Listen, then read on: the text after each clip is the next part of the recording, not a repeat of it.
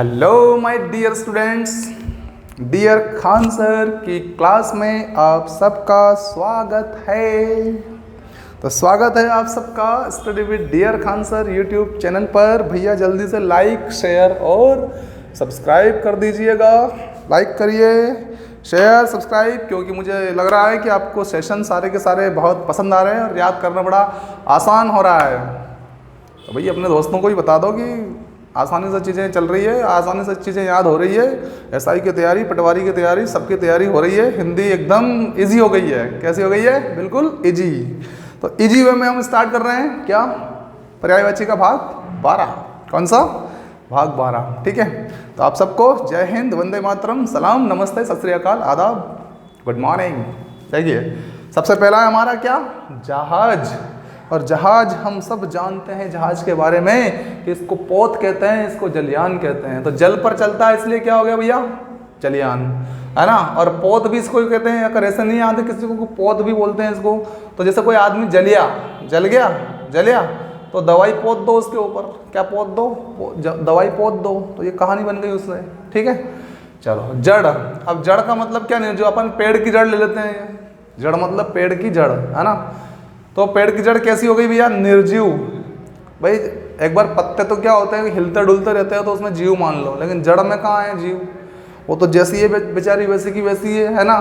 तो कैसी है वो? निर्जीव है। अपनी जगह स्थायी है, एक ही जगह पे स्थायी है। स्थायी से स्थावर, ठीक है ना।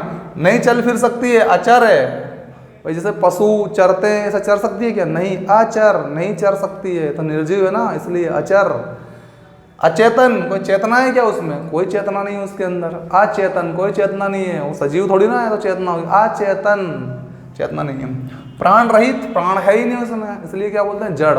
ठीक है ना। प्राण रहित या अचेतन, जड़, निर्जीव, स्थावर। ठीक, ओके। अगला देखिए, जानकी।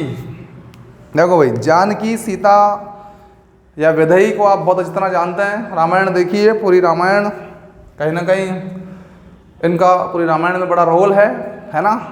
तो जानकी को क्या बोलते हैं हम लोग? सीता। वैदेही भी बोलते हैं। चलो वैदेही को मैं समझाता हूँ आपको, पहले इधर समझते हैं। जनक सुता। सुता का मतलब क्या? पुत्री। किनकी? जनक जी की पुत्री थी, इसलिए जनक सुता। जनक तनया का मतलब भी क्या? पुत्री। तो जनक जी की पुत्री थी इसलिए जनक तनया। अब जनक जी की आत्मा बसती थी इनमें, इसलिए जनकात्मजा। जनक की आत्मा है जनकात्मजा, ठीक है ना। आत्मजा मतलब वही पुत्री, है ना। अयोनिजा, भूमि संभवा और मैथिली। देखो भैया, सीता जी कह रही है अपने पापा से, है ना, जनक जी से, कि पापा जब शादी हो जाती है ना तो उसके बाद आपके पास आयो नहीं जा, आपके पास आयो नहीं जा, ससुराल में ही रहना पड़े, ठीक है ना। आयो नहीं जा, सीता जी कह रही है अपने पापा से, आयो नहीं जा फिर, है ना। सीता आयो निजा, आयो निजा, ठीक है। भूमि में समा गई थी भैया, भूमि में समा गई थी, इसलिए भूमि संभवा, भूमि संभवा, ठीक है ना। मैथिली, सीता जी कह रही है, अरे वो भूमि में समाने वाली मैथिली में, तोतलापन में, मैथिली में, भूमि में जो समाई थी ना वो मैं थी, मैं थी, है ना। तो मैथिली, ठीक है ना। दूसरा आपका वैदेही है। तो देखो, अग्नि परीक्षा किसने दी थी? सीता ने ही दी थी। वे ही दे पाती, वे ही दे सकती है ना। वे दे ही, वे दे ही, ठीक है ना। सीता जी ने ही दी है कि नहीं दी है? वे दे ही, वे दे ही, ऐसे याद कर लेना, ठीक है। अगला देखिए, जीभ। क्या आया? जीभ आया। जीभ का मतलब समझ में आ गया होगा आपको वैसे तो, है ना। सारा स्वाद लेने वाली कौन है? ये जीभ ही है। सारा स्वाद लेने वाली जीभ है। देखो, रस कौन ले रही है? जीभ ले रही है। तो रसना, रसना, रस नहीं लेती, नहीं है, रस लेती है ना, रसना। उसके बाद रसज्ञा, रस अज्ञा, रस का ज्ञान। रस का ज्ञान किसको होता है? जीभ को होता है कि अच्छा रस है कि खराब रस है। तो रस का ज्ञान किससे होता है? जीभ से होता है, रसज्ञा, है ना। रस लाने वाली कौन? रस लाने वाली जीभ। कौन? जीभ। रसला, रसिका, रस वही रसिका, रसला, है ना। तो रस किससे सीखते हैं अपन के? रस आया कि नहीं आया? रस सिखाने वाली है जीभ ही है। रस से सीखा, रस सीखा, है ना, रस सीखा। जिह्वा और जबान आपको पता ही है, जीभ, जिह्वा, जबान, टंग, है ना। तो क्लियर है जीभ? भैया किस किस की करती है जीभ क्या? लप लपाटा। कहते हैं ना जीभ बहुत लप लपाटा कर रही है, मतलब जैसे कोई चीज़ दिखती है ऐसी कुछ खास, तो जीभ होती है क्या करती है? लप लपाटा करती है। अरे वाह साहब, चलो भाई। तो आगे देखते हैं, जीभ के बाद जुदाई। अब जुदाई तो सबको पता ही होगा, क्योंकि बहुत सारे लोग जुदा होते हैं दुनिया में, होता है नहीं होता है?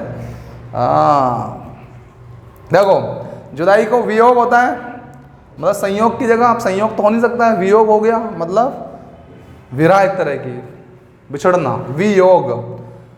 बिछो, बिछड़न एक तरह की, बिछड़न को क्या बोलते हैं? बिछो बोलते हैं, बिछड़ गए, बिछो हो गया एक तरह का। विरह वेदना, आगे रस पढ़ेंगे, छंद पढ़ेंगे, अलंकार पढ़ेंगे, तो रस में आप पढ़ेंगे वियोग श्रृंगार, कौन सा? और उस वियोग श्रृंगार में आपको जो सखियां होगी ना, सखियां, वो विरह वेदना में रोती हुई नजर आएंगी, ठीक है ना? विरह वेदना में, ठीक है। तो ये विरह का, विरह वेदना मतलब क्या? वियोग की वेदना है, जुदाई की वेदना है, कन्हैया छोड़ के चले जाएंगे, ठीक है ना? हाँ, तो विरह वेदना, विरह मतलब भी क्या? मतलब वी रह जाती है, ऐसा याद करो, वी रह जाती है अकेली, वी रह जाती है ना? तो विरह वेदना। वी प्रलंब, और कहती है, क्या कहती है वो सखियां वियोग में? वी कन्हैया, वो कृष्णा तो पल भर में छोड़ के चला गया हमको और हम अकेली रह गई, मतलब वियोग हो गया हमारा। वी पल भर, वी पल भर में छोड़ के चला गया, वी प्रलंब, वी प्रलंब, ठीक है। तो वियोग, बिछो, विरह, विप्लंब, है ना? बिछुड़न भी कर सकते हैं आप लोग, है ना? चलिए भाई, जुदाई समझ में आई। हाँ, एक बात और बता दूं आपको मैं, बहुत इंपॉर्टेंट है यहाँ पे, ये जितने भी पर्यायवाची आप सीख रहे हैं, ये आगे आने वाली क्लासों के लिए काफ़ी फायदेमंद होने वाले हैं आपके लिए, इसलिए बारीकी से समझिए इनको। कारण कि भाई आगे रस छंद अलंकार पढ़ेंगे और वहाँ पे ऐसे ऐसे शब्द आएंगे जिनका हमें उच्चारण करना या उनका अर्थ हमें पता नहीं चल पाता है, ठीक है ना? अब जब अर्थ पता नहीं चल पाएगा तो हम पहचानें कैसे कि इसमें कौन सा रस है, इस लाइन में कौन से छंद है, कौन से अलंकारों में भी बहुत दिक्कत आने वाली है, ठीक है ना? तो इस तरह से हमें पहचानने के लिए शब्द का ज्ञान होना बहुत ज़रूरी है, शब्द का ज्ञान होना बहुत ज़रूरी है। एक मिनट,